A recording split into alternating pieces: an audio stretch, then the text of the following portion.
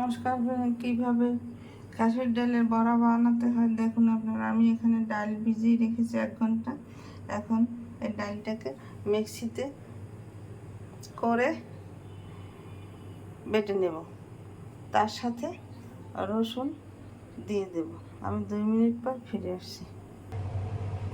2 minute পর ফিরে আসছি। আমি মিক্সিতে বেটে নিয়েছি। এখন আমি হলুদ 1 চামচ, মরিচের গুঁড়ো 1 চামচ, লবণ 1 চামচ, পেঁয়াজ কুচি এইটাকে দিয়ে মেখে বড়ার আকার করে দিয়ে দেব।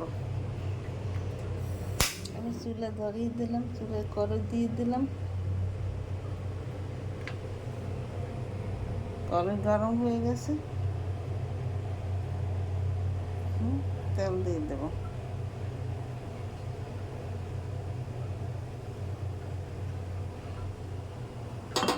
দু মিনিট পর ফিরে এসছি।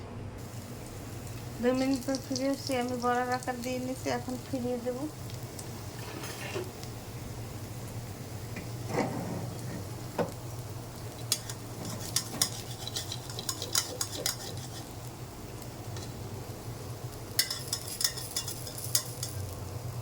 আর একটু হওয়া লাগবে, তারপর বড়া ফিরিয়ে দেবো।